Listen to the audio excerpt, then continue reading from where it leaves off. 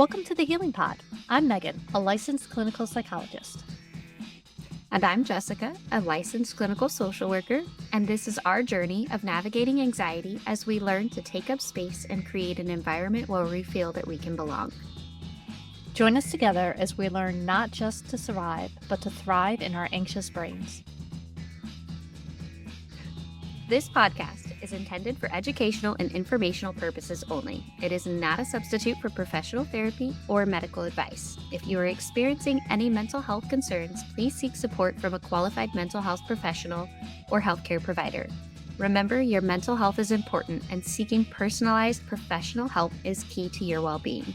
And welcome back. We decided that we should jump on the train everyone is jumping on and talk slightly differently, not just react to, but talk a little bit about the nice viral TikTok going around of, what's her name?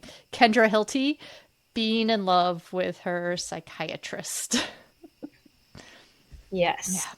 So I'm glad that we did not do a react video because I had no therapist space available. It was all gone. Mm-hmm. The very first, I found this and I was watching it. So I found like the first video that she put out and I watched about 15 seconds of it. And I stopped watching that and immediately commented to all my psyche friends of, hey, this is a train wreck. Who's in on this with me? Who wants to watch this? Yes. Oh, man.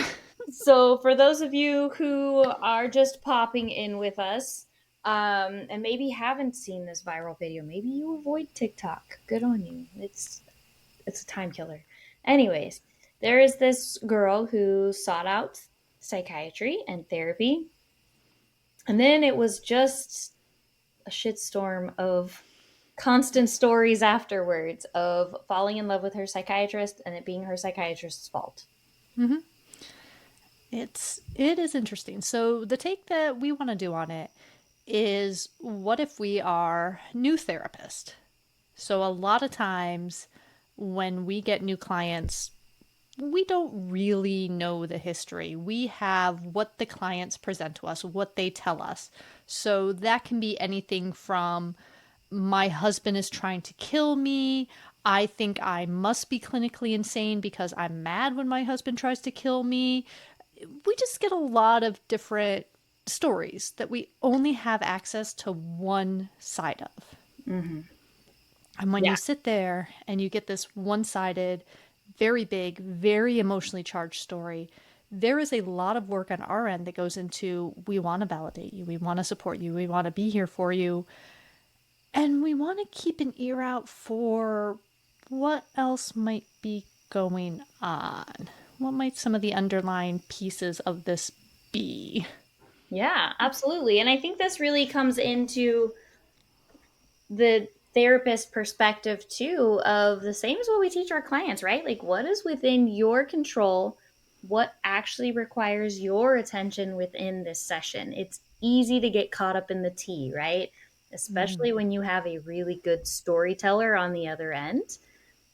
You always have to bring yourself back in and say, I'm only getting one side of the story.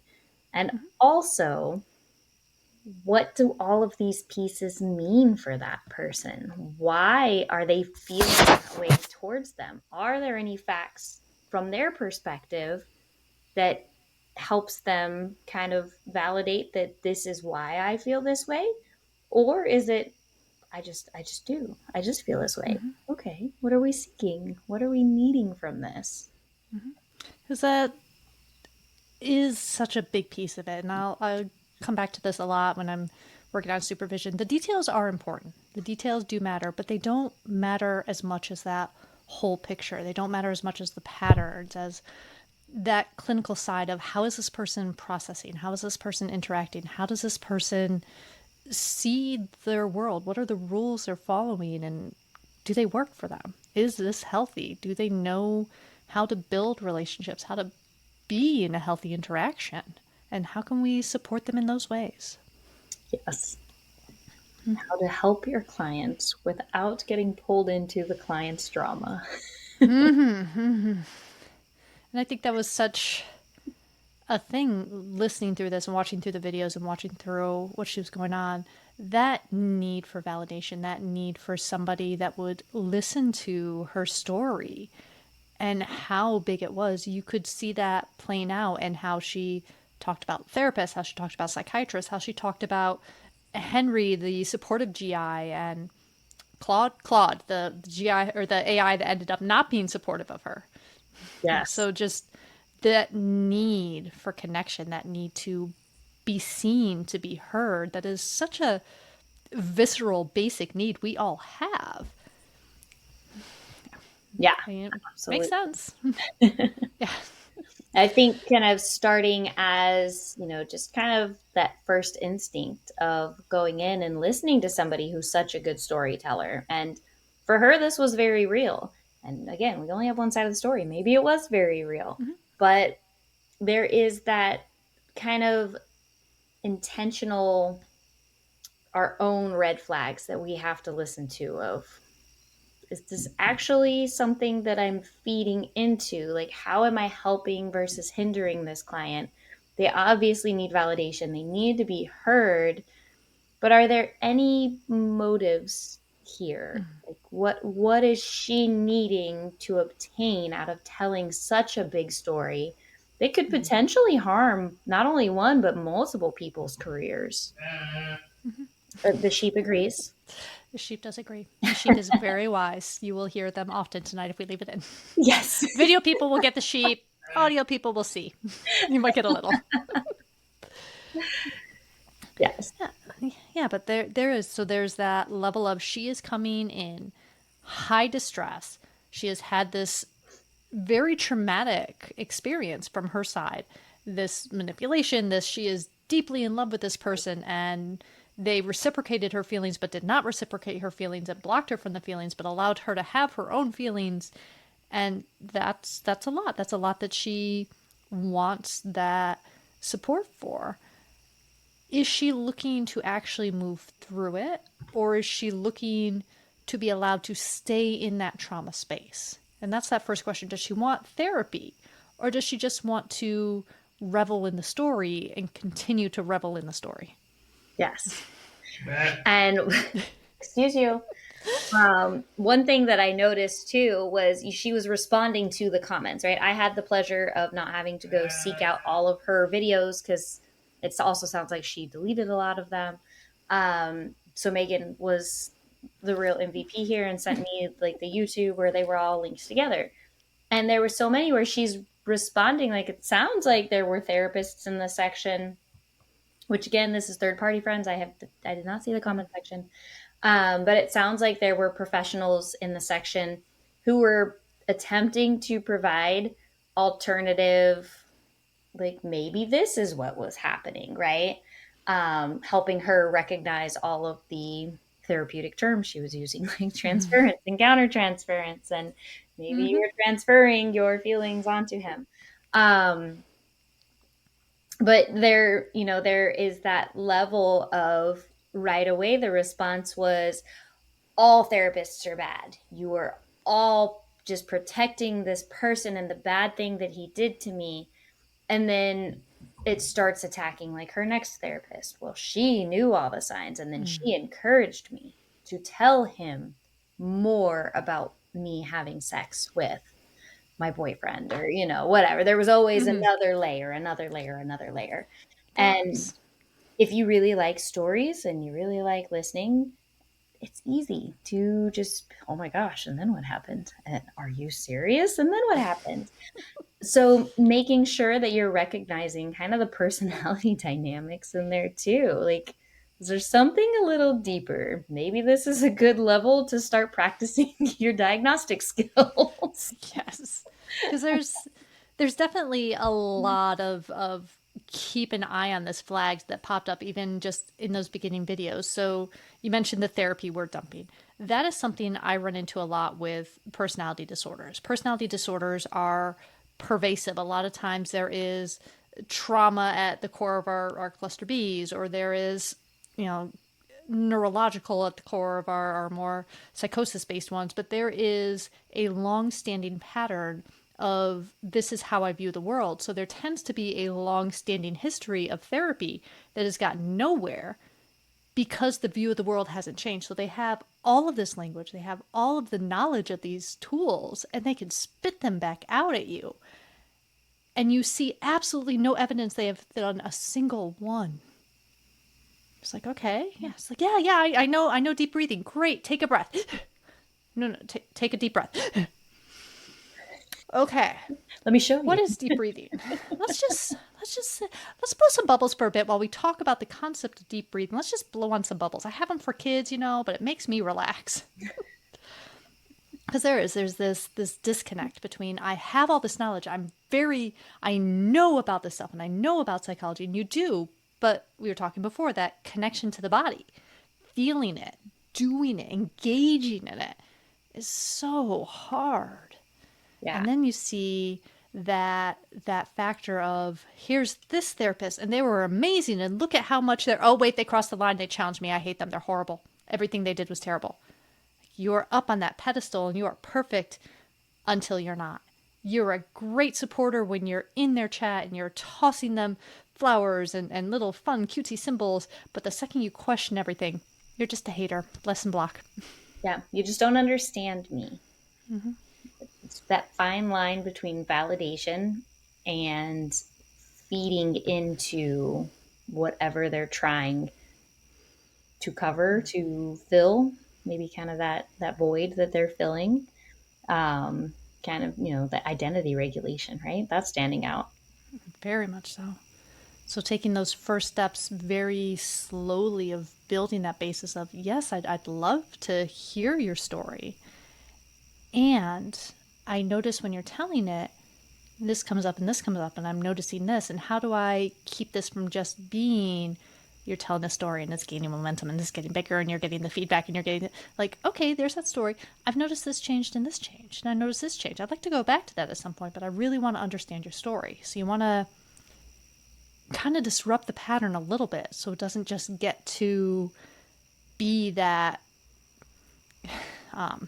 self-reflecting dumping ground of I told and you nodded along, therefore you agree with me, but also builds that rapport and builds that sense of I will listen to you and I want to explore this with you because I want to help you figure out what are your feelings, what are the assumed feelings, and what do we actually have evidence for that we can question, that Very we can careful say what question. it be. Very careful, very slow questions at the beginning because there's a lot of personality going on here. Yes, and it's kind of managing that middle ground between how much of this is actual symptoms that you're feeling and things that you're recognizing, and how much is it you trying to get me to believe your story. Mm-hmm. Manipulation is a real thing, friends. They even do it to therapists. Absolutely. And it's for survival, it's for a need. They're, kids manipulate all the time and adults manipulate as well. Kids are better at it. It is survival. It is, I have this thing that I need. I do not trust the world to just give it to me if I ask for it. So if I go about it in this way and it's your idea to give it to me, oh, thank you. How wonderful. You gave me exactly what I needed. Yeah. And now we have a relationship. Now I can keep coming back to you until you start to feel annoyed or used and challenge me. And then suddenly you hate me because you're not giving me what I need. I love the amount of times that I get fired by a client for challenging them and then rehired without being rehired. They just come Mm-hmm. back to session the next week and they don't talk about firing me and I don't talk about it either. Yep. So let's talk about what happened last week. Oh, I got Nothing. frustrated. Okay. I was just angry. You know how I get. Okay. How has that affected other people in your life? I don't know. But they're so mean when they don't want to talk to me anymore. Okay, not ready to go there yet. Let's back it up. Reverse. And slowing it down. It's a lot of testing and slowing down and trying to meet where they're at and bring them just slightly more grounded, slightly more level, slightly more healthy. Just curiosity, questioning. Mm-hmm. Is this actually good for me? Yeah, absolutely. So I think that kind of rolls us into boundaries. We talk about boundaries a lot here. I have a love hate relationship with boundaries because what is even a boundary? How do we set that boundary? And how do we remind ourselves that that boundary is for us, not for other people? That is interesting. I do think there's slight differences in different scenarios. At its basis, a boundary is where I end and something else begins. And that something could be space, that something could be another person, that something could be anything. But it is, this is mine, and it is mine that I don't want to share in this particular setting. Whatever it is, be it time, be it information, be it physical space. This is for me right now and not for other. Yes, the sheep agree. Sheep set boundaries. And it's really kind of that limit of, so for example, somebody is screaming at me. I can't stop them from screaming at me. I mean, I could try, but if they don't, where is my boundary? And at what point do I walk away because I can't get them to stop? Right. And accepting And that. that is a boundary and that is appropriate. I get asked by clients often, how do I set my boundary so that they stop doing this? If they are not willing to stop doing this, that is not the boundary. The boundary is, what are you willing to put up with? If it is somebody that is screaming at you, the boundary is not they stop screaming. The boundary is, if they scream, I do this. I take myself out of the situation. I protect myself. I leave. I stop talking to them. I block them. I have control of myself. Mm-hmm. And that is the boundary. And that was an interesting thing in this scenario, because she saw boundaries as a sign that he didn't really want boundaries.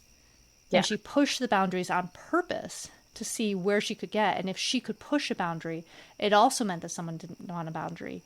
And that is such an enmeshment. And like I said, that boundary is, this is me and that is not me. She wanted everything.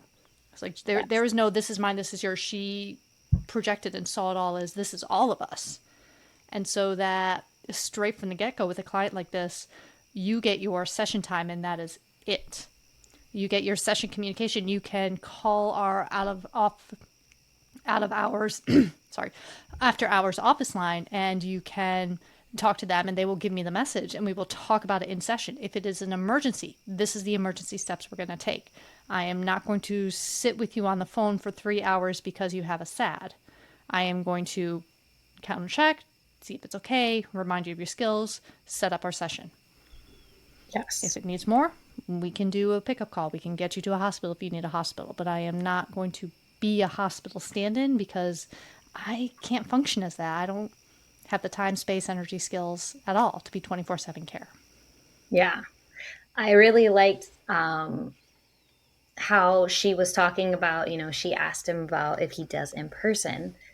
And it was clear he was trying to set a boundary based off, again, her perspective, that he said no, that he was clearly uncomfortable with the question. And instead of being straightforward and saying, I don't feel comfortable seeing you in person, I think we should keep this as virtual. Which that very well, of course, her perspective could be a little diluted, and it very well could have been I feel like our therapeutic relationship is best being virtual. Um, but by setting that boundary, she called the office and decided to ask. And it sounded accidental. We're going to give her the benefit of the doubt here. Yeah, so it was accidental. So instead of asking him again in their next session, she decided to just set an in person appointment and show up in his office. Mm-hmm. And it was an And immediate, like, oh, let me touch you. And he was like, whoa, not. we are not doing that. And she accepted that boundary and didn't do that. And that is why, as a clinician, if you are working with staff, it is very important that the staff knows the boundaries. It is very important that If the you staff see knows a client you this. don't do in person, let your staff know. Yes. We run into this a lot because, there's 17 of us clinicians and 2 front desk staff. It is a lot of, hey, get to know these people. This person is this person is this. If this person calls, they will not tell you anything other than they want to talk to me. You can try to say, is it an emergency? Is it not? You're not going to get anything out of them other than they're going to get angry and yell at you. Just tell me they called. That's all I need. And then I can get the information out of them. But for this person, they will not let you screen for me. For everyone else, please screen for me. Is this necessary? It is. It's been a long time since I've worked in corporate therapy or even just group practice in general. And our front desk, there was, I think, 7 or 8 of us. And our front desk girls they were great. Like, don't get me wrong. They were great. I worked late because I have very minimal boundaries. So I had certain clients that I saw 6, 7, 8 o'clock at night. So I was in the office and they knew I was always there later than them. So whenever there would be somebody, it's like, oh, well, I need somebody who does evenings. Oh, no problem. We have a therapist who's always here late. Oh. And I was getting new sessions at 8 o'clock at night when I'm in an office in a hospital, like building the medical offices, all by myself. And I worked with a lot of like court-ordered sex offenders and things like that who were sent to us. And I'm like, I need you to not put these people on my schedule until they've had an initial intake. And that's however you run your office, whoever is helping you run the office, however you do your calendar, that is needed. That is one of the reasons I will not do those EHRs that allows clients to pick their own schedule. For one thing, I will have nothing but trauma in a day, and that will burn me out. But there's also that lack of vetting for who do I feel safe with. I used to work Saturdays at the office alone. Now I work from home on Saturdays alone. But there is still that, who am I allowing into my space? Who am I going to feel safe being there alone? What type of person is this? What type of family is this? And we deserve that safety too. Like you're mentioning, some of the people we work with, you want a little bit of backup in case something goes on. This is that type of client that you want people there knowing what has happened. This psychiatrist needed his butt covered.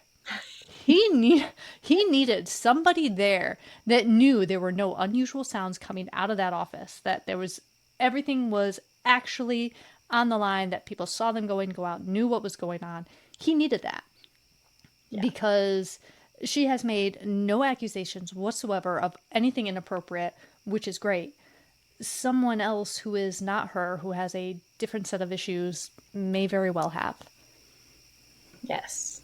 Yeah. And if you're not protecting yourself as a clinician as well, I would never, is not enough in some of these cases. Right. I mean, the fact that I think in one episode she accidentally said his first name, and she was really good about, I'm not going to say his name. I don't want you people to seek him out. I don't want you to blast him. I'm just sharing my story. I want to be heard, and I want you to say, oh, you poor thing, right? Like, I want you to say, oh, I've been through that Yes. too. So that was, I think she did really good at setting that boundary. I think so. Contact him or I will delete your contacts or delete your comments. But that was like, a boundary of communication. It sounds like he had set of, he only responded during certain times, and it wasn't like texting back and forth or anything like that. Mm-hmm. It is easy with these high validating and validation seeking clients to fall into that, because let me tell you, the sun will shine out your butt if you are just the one that responds to them, and you can write that letter for them, and you can text them when they have you were there for them when they were real. The sun will shine out your butthole, so much so you are the best clinician in the world until that moment you can't. Yes, and that is why I always bring it back to, I had the honor of going on your journey with you, but you did the work. I didn't do anything special. I just gave you the tools, and you had to use them. It's like, I have enough self-doubt that if you try to tell me I walk on water, say, I always sink like a stone. I will jump. Absolutely. I will swan dive off of that thing as quick as possible, because no, not comfortable up there. Yes. So I think another good level to kind of look at here, since we're speaking to new therapists, future therapists, maybe even some who've been in practice a long time and have had the pleasure of not dealing with this level of a case yet. Hopefully it stays that way. what do you do with all these new influencers, right? Like everybody is an influencer, it feels like. And you have these people, it's wonderful. They're going to therapy, they found a good therapist, they're healing, they're learning, they're doing more with their life, and they want to share that with other people, which is great because there are some people who can't access therapy. That's Mhm. amazing. What is the safety level for therapists who find out or know that they have an influencer client who is sharing their therapeutic experience publicly on a very wide forum? Oof. There's so many directions my brain just took with things to look out for and worry for with that. Like talking, so if it was just an influencer who we're not talking about this level of something's going on here, we got to untangle. Just, oh my gosh, this is exciting and I'm in therapy and I'm doing good work and I'm feeling so great and I want everyone to feel this with me. Great. Let's talk about how this is presented. If you present this as being about me, that person who is hearing you, who is not as stable as you are becoming because you are a wonderful influencer who is in therapy, will try to find just me because it'll be about me. And if you make it about me, I will swan dive off of that. Again, talking about the pedestal, I will go. We do not want that. What if we make it about therapy in general? What if we talk about skills in general? What if we talk about the process of even being able to open yourself up to therapy? What if we do that, which is more accessible and more actually useful than me having 3,000 people on my wait list? Yes. Please don't. I always tell people, you are welcome. I love referrals. Please feel free to share with your friends. Do not share me publicly on TikTok because it's about you. It's not about me. Also, I Mm-hmm. don't want my name blasted out there. I do not want my name blasted. There is enough work in enough areas for this for everyone. We do not need to be special here. And there can be a lot of good in healthy therapy advice getting out there and beating down some of the nonsense that is out there. Mm-hmm. And not every So, therapist is for yeah, every person. no, not at all. And we shouldn't be. We Right. have personalities, we have specialties, we have ways that we see the world that we have turned into how we do therapy and how we work with other people. If you don't see the world in a similar way, it's not going to mesh. And See, sometimes your therapist is a sailor and very outspoken and is not soft and fuzzy. I am not a fuzzy bear, my friends. I am the, hmm, okay, let's unpack that. What part of this do you think was you? Because I've got my opinions, but I want to hear your opinions. And then we can talk about that. So I my can, clients know, like, I yeah, am not for everybody. And if it's not something that you want to hear my truth, because, right, my truth may not be your truth, and that's okay. But if you don't want to hear my truth, then you probably shouldn't bring it up to me. If you want to live in denial longer, don't bring it up to me. yeah. And then you might just need a different therapist, or you might not be ready for therapy. Go read some self help books, go to a seminar, do some motivational stuff, Work do with some whatever you friends. want. Yeah, do something for you. And if this becomes right for you in the future, feel free to come back. Yeah, absolutely. The other side, so the less than savory clients, we have a no recording policy, and if you record, you do not get to come back. We Interesting. do a lot of forensic work. We do a lot of sex offender work. We do a lot of sex victim work. If you record, no, no, I'm sorry, you don't get to come back. You have violated what we are going through here. You are trying to take notes for what purpose? If you want what we are working on to take home with you so you can think about it, we'll work on ways to do that together. But if you are just recording, no. Yeah, that is a boundary that we hold very firm because we have had people try to do it and try to use it against us in court, and it never works on their end. But no. Yeah, and I've noticed that one comes up more. I'm always watching like the therapy support groups and the comments. And I tried to record. I wanted to record my session. It's my session. Why can't I record it? Because it's two party. This is a partnership. We're working together to help you heal. And if your therapist or like even if you as a client were uncomfortable with your therapist recording it for even teaching purposes, right? Like maybe it's for nothing more than doing their notes. Yeah. You should have the right to say, I'm not comfortable being recorded, as should your therapist mutually. Absolutely. I don't even like the wow, I have no words today. I blame the drinks. So the telehealth platform that I use, it has the options of creating a transcript and reporting the whole session and making a note afterwards. And I won't use that because for one, it's really creepy to me. And for two, it reminds the client the entire time that they are being recorded. And if you are know you're being observed, it changes the environment. And if Mm-hmm. you know you're being recorded, you're not going to be as authentic. You're not going to dig as deep. You're going to go, oh, I don't want that one on the record. And you're going to pull back. So keeping it something much more transient allows it to be more deep and more real. Yeah, absolutely. I completely agree with that. So I That's would what. like to, oh, sorry, go ahead. Nope, that's it. That's just what I think. What Oh, are you yeah. thinking? No, I completely agree. I was going to say that kind of pulls me into the AI element in Oh, general, right? Like it's now becoming a part of all of these platforms and the option to choose to record, which, supposedly it all gets deleted after it creates your note. But we don't know that. I don't.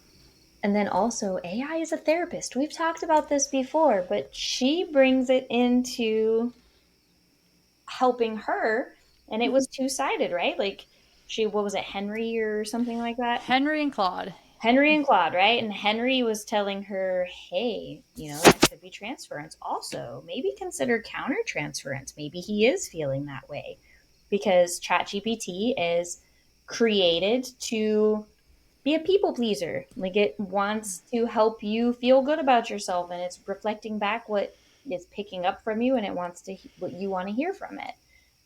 And I think the Claude AI is a little bit different. I think it's set to like challenge you, and she got both of those different perspectives, whereas Henry was encouraging her to go and confront this psychiatrist and this therapist.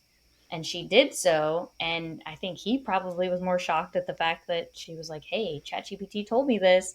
He was like, Here we okay, go. yes. And then she's like, oh, he reacted. Of course he did. You're using AI as a therapist and it's telling you that he's doing bad things. Um, so yeah, that's AI as a therapist. That's a big discussion lately.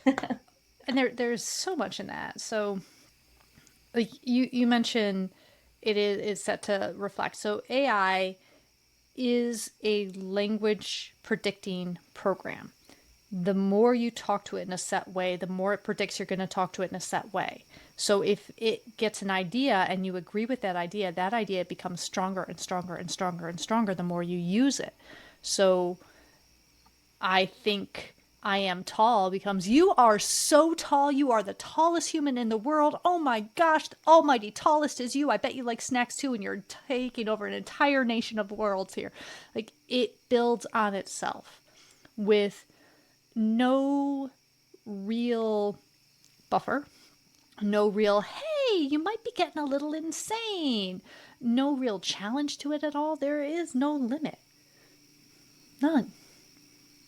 It's got a couple of oh well yeah I don't have emotions I promise a couple of put in there things, but it does not have a limit. It can go and go and go and go, and it is telling you what you want to hear at that point. You put this information into it.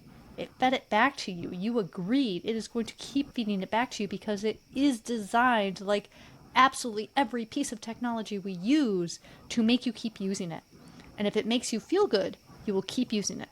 So that is its goal. They do not make AI challenge you as a basic setting. It will not challenge you because if it challenges you, you're going to get ticked off and you're going to shut it off and leave. How Yes, would you do that? exactly. It has the benefits as a tool to use alongside of therapy, but nothing meets that emotional connection and the way talking to an actual human does, who is going to challenge you, who has the education and the experience to challenge you. That's a big thing. Um, but it's not just, oh my gosh, tell me about that, right?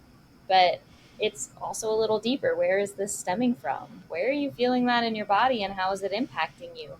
Let's talk about the psychological and the physiological interactions with that so that you can work through and release that instead of continuing to hold it.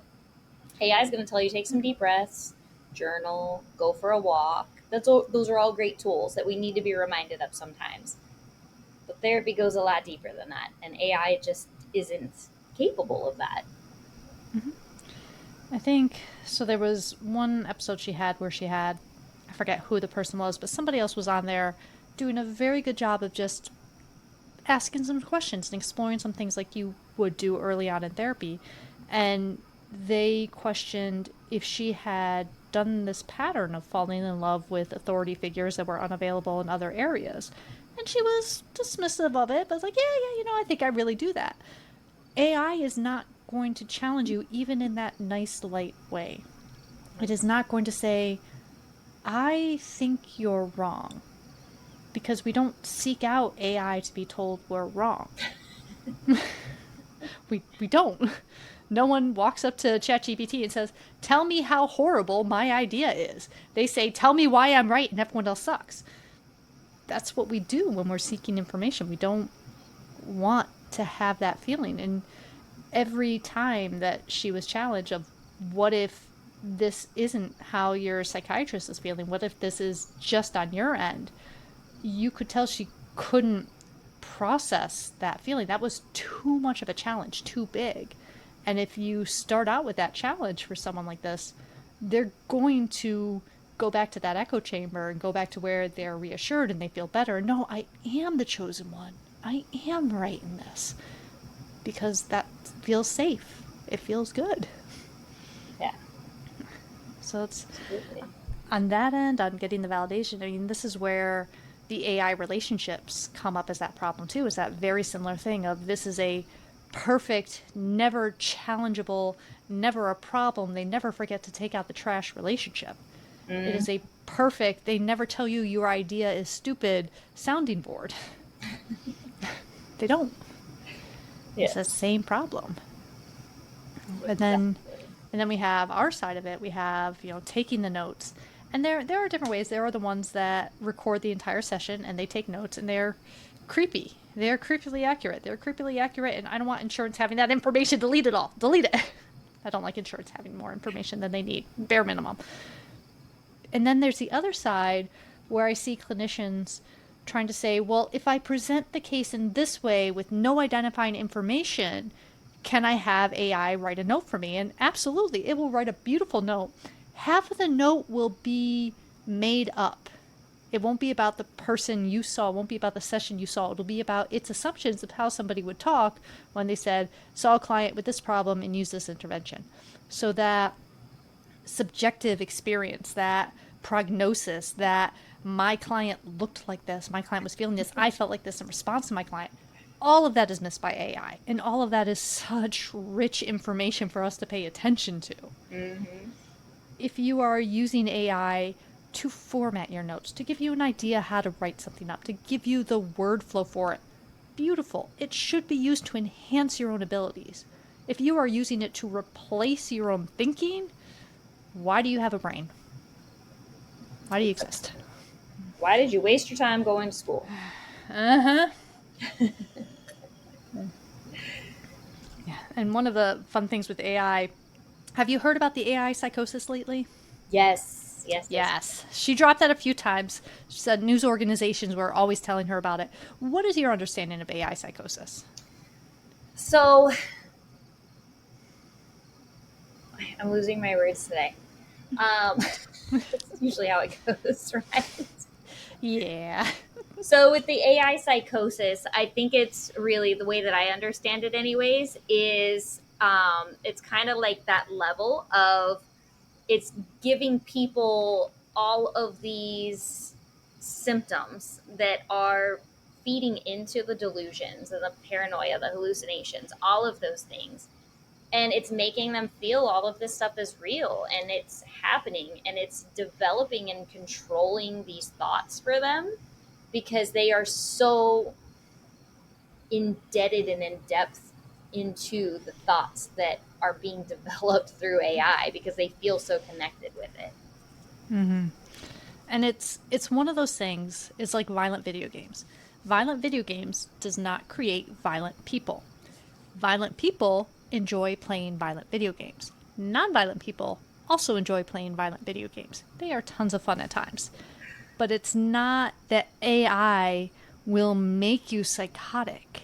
If you have a predisposition to psychosis, to delusions, to if your reality fiction line is a little covered in jellyfish and squiggly, having this feedback where you don't get the challenge, you don't check yourself, you don't realize that this idea is not reality, strengthens it and pushes you over that edge into it. And that's where the danger is. Yes. There. I think we talked about this before. That story of the man that was using AI to help him build his business, and he had this great business idea, and AI was pumping him up and encouraging him to blow all his money into it. And he was already predisposed. He had a history of psychosis, and it kept feeding it. And then he lost everything, and it told him, he said, "I think I should end my life. What do you think?" "Yeah, everything is bad. It's all ruined. This did not go as planned." And then he ended up killing himself. And upon further review of his chats, they discovered it was all coming from his AI, because he relied so heavily and was no longer getting human interaction because he was solely relying on AI to tell him what to do. Mm-hmm. And so with this scenario, there's no straight up psychoticism going on here. There's a lot of projection, there's a lot of questioning of the validity of the beliefs, but there's no hallucinations going on here with her example. But with this guy there, and with her, what there is the humanization, the personification of AI. So we do this with our pets all the time. I will talk for Kirby constantly. I will throw things around on my desk. But I will talk for Kirby. I will tell you what he is saying, what he is thinking. And at the end of the day, I know he is a dog and he does not speak English and he does not have my thoughts. But when you have something that speaks your language back to you and seems to have your thought and can predict the thoughts, it's. Do you ever watch Doctor Who? Mm-hmm. Okay, so that one episode where he is traveling in the train on that planet to go to the Sapphire Waterfall, and there's that creature that you never see that takes over the lady. You say something and they repeat it, and you say something and they repeat it, and then it gets closer and closer and closer, and suddenly it's guessing what you're saying before you say it. And now Doctor Who is the bad alien because the alien is able to speak before he does. Yeah. But it really is just AI learning. It just copied his words and was using his language. It just got so good at projecting or predicting it that it could say it before he could. Yeah, it's that. And that the sense of, oh, you are talking on your own. No, they're not. No, they're not. It's fun to play, it's fun to pretend, but if you forget that it's not, if you treat it like human before we have hit, and there's a whole debate of when is it intelligence, when is it actually a life. Right now, it's not. Right now is a program. Mm-hmm. But if you look, it even says, as you type something in and you hit enter, it says searching web. Mm-hmm. It is not a thoughtful human being. It is searching the web to provide you information.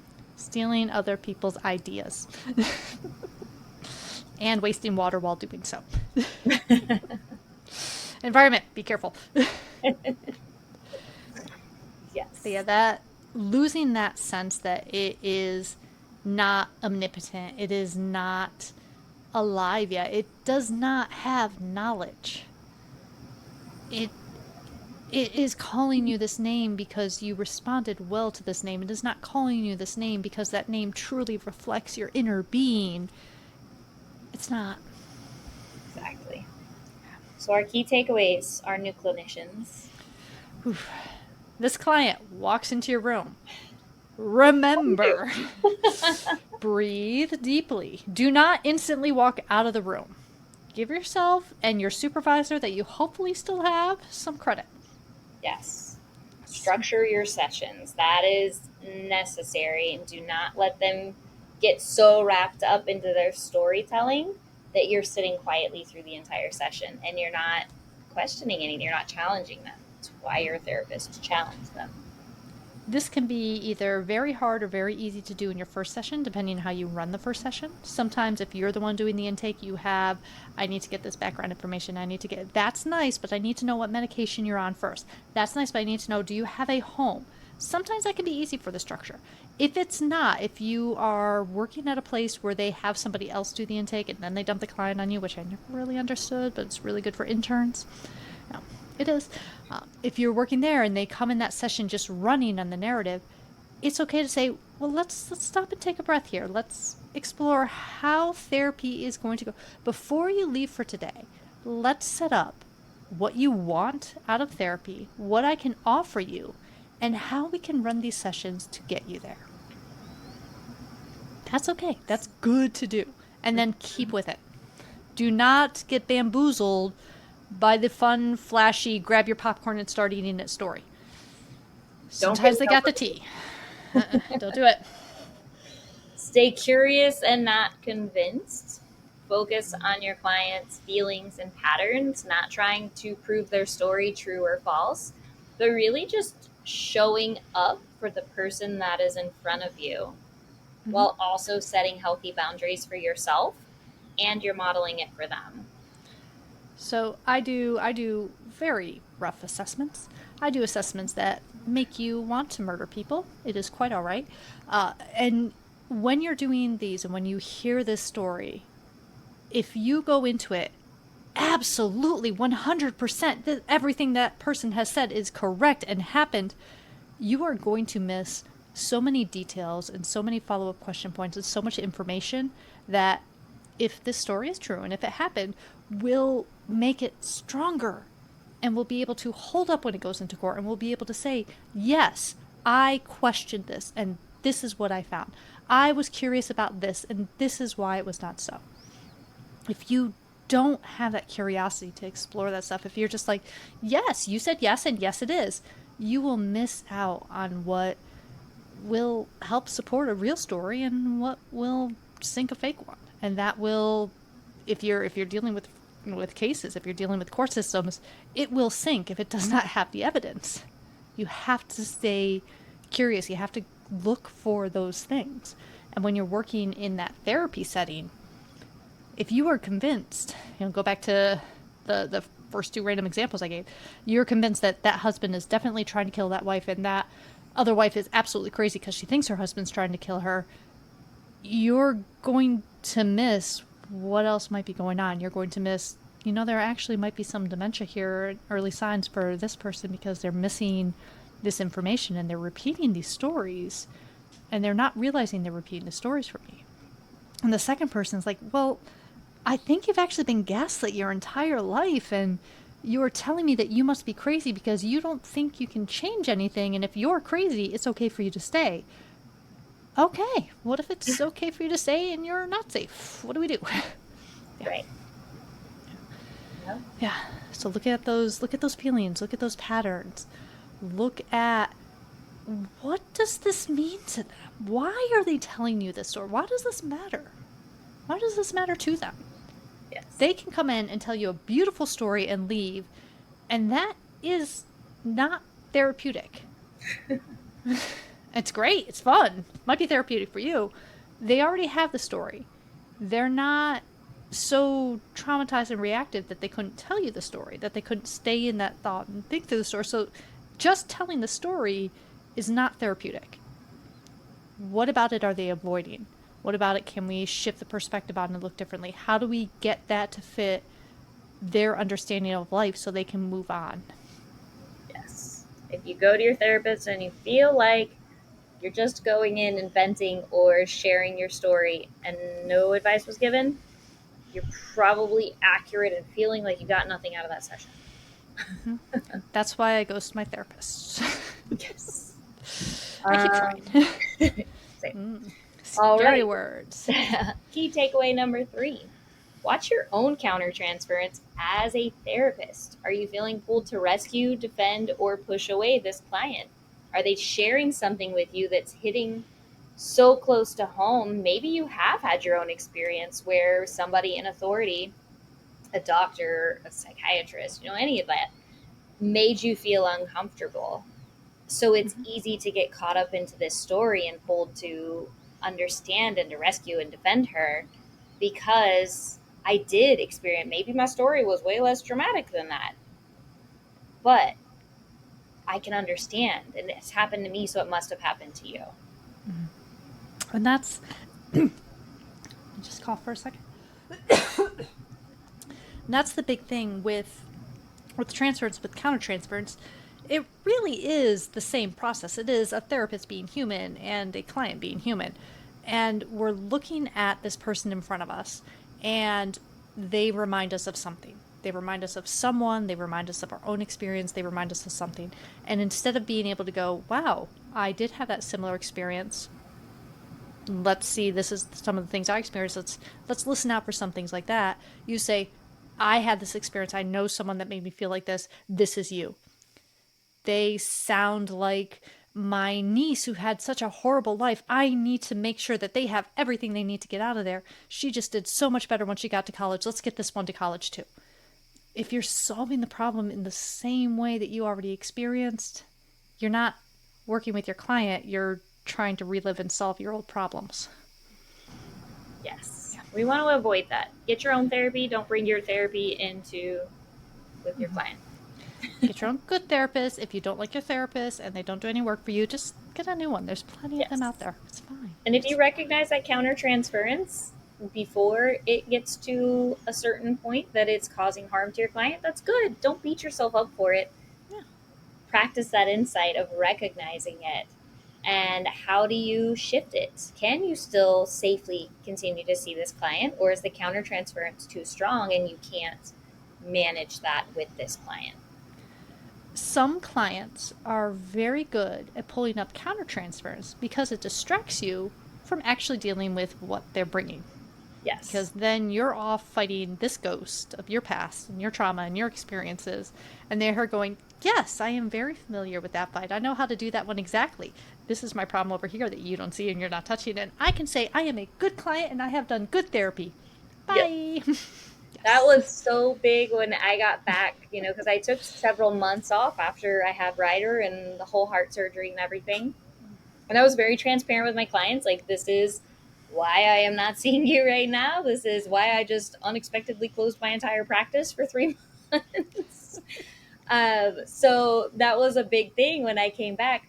The first thing, and I almost, bless their hearts, almost every single one of them, I'm not worried about my problems. How are you? I'm just fine. We're here for you.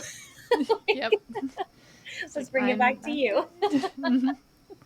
It's like, I am good. I am receiving my own help. I am okay. Thank you for wanting to save me. I appreciate that. I've noticed you want to save everyone. What's going on? Exactly. What happens if you don't have to save? What happens if you want to save me, but I am okay and don't need to be saved? That hit hard for a lot. A lot of them felt like I was not including them in my life because I would not allow their session to become about me. Mm-hmm. And that's rough for some people. So it's a can of worms that you're opening up. How does this feel when it happens with other people? Mm-hmm. And it is interesting because that same, oh, tell me how you're doing, from different clients at different levels of work hits very differently. It can be a complete and utter distraction. Let's just focus on you. No, tell me everything about you. It can just be that genuine, hey, if you want to share, I care about you too. We've been working for a long time. How are you doing? And your response back to that will feel very different depending on where the client is, how healthy the relationship is, where the boundaries are, if they're respecting the boundaries, if they're pushing the boundaries. All very different. Yep, absolutely. All right, number 4, document the behavior, not the judgments. Client reported versus the client was manipulated. So this is important because depending on the type of notes you write, you are going to want some of your own judgment in there. You want that clinical sense of client appears, client is exhibiting symptoms of, client is presenting with. What we're talking about mainly with this one is when you are mirroring the client's language. So in this example, I was manipulated, I was conned, he was doing this, he was doing this. if you are just repeating the client's language, that falls back into that problem of, are you just sitting there and nodding along? What are you doing therapeutically? Are Yes. you just the sounding board? Client reports they were manipulated. They may very well have been manipulated. They may not. I wasn't there. I don't know. But I know you felt manipulated, and I know that matters. How Mm-hmm. does that matter? Where else have you felt manipulated? How does being manipulated impact your life? What are we going to do with that? This feeling provided deeper insight into XYZ. Exactly. Exactly. Oh, it is a hard balance. Being a clinician, being a human is a hard balance because you want to empathize with your clients, you want to support them, you want to be there with them and not escalate them and not feed into, yes, that was terrible. That experience, wow, it sounds like you were really impacted like that. It sounds like that had a huge. Now what? Yeah, that. Okay, you were telling me that happened. Wow, that's a lot. What do you want to do with it? Where do we go from here? How do we get back to health? What is health? Yeah. And this is that ethical tightrope is a lot easier to walk, it feels like, in couples counseling, right? Because they're both right in front of you. You're getting two sides of the story. There's definitely a third, but you are using those empathetic skills, but that visual reminder is there that I need to remain unbiased and neutral. But when you Mm-hmm. take that second party away and now you just have one telling their story and it's very emotional and you're a very empathetic person, we all did not go into this profession because we have no empathy. And you're sitting there and you're like, wow, I just want to hug you right now. I want to make you feel better. And that's when you have to remind yourself, like, let's take a step back. How do we remain neutral with this one person? Because we don't know the other side and we want to help them unpack and Yeah. leave all Yes. those bad feelings that they're holding so they can understand when it comes up again, how do I deal with this? And that goes back to, therapy is not about making you feel good. AI is about making you feel good. Therapy is about helping you find balance and health and functioning in your world. That's different than feeling good. At times, that does not feel good. At times, that means looking at yourself and realizing, oh, I am the problem here. You suck too, but I am also the problem. And I'm the problem that I can do something about. Yes, I That's can awesome. shift how I show up. It's like, oh, oh, that's my shit. I can do something with my shit. Your shit you're on your own for. And it's funny because I personally like to deal with my shit, not other people's shit, because I don't like to deal with it. I don't want to have to figure out what you're feeling. That's too much work for me.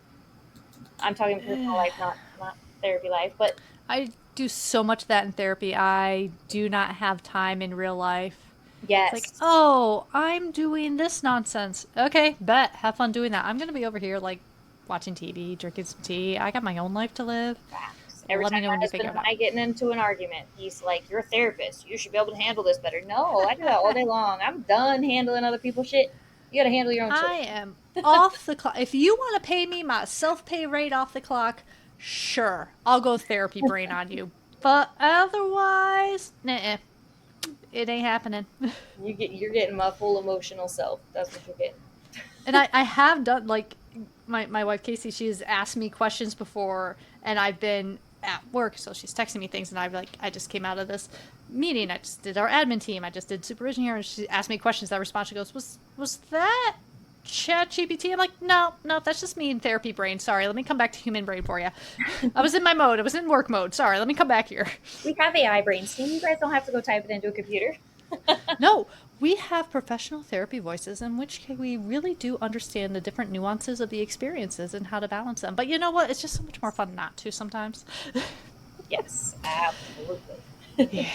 And it just comes back to being a therapist. And if you're presented with a hard case like this, I know, given the notoriety of this case, there are so many therapists that will not touch it.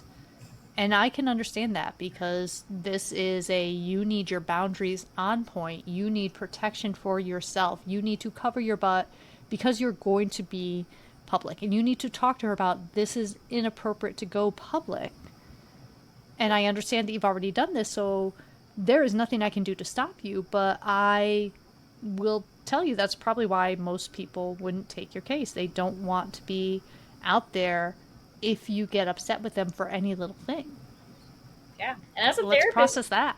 termination of services is okay. If you don't Yes. feel comfortable treating somebody, it's important to recognize and have the insight you're going to do more harm than good for that person if you are already uncomfortable treating them. And there is some, is this a countertransference issue? Is this this work is hard? Don't you have anyone with basic anxiety? Find me one person in this world that just has basic anxiety. I dare you. I'll wait. No, but if it's not that level, then yeah, there's some very valid reasons for, you are not a good fit for me. We are not a good match. The things that you are bringing up, I'm not going to be able to treat effectively. It triggers too much me, it triggers too much in you. I don't have the expertise. I am just not the right person for you.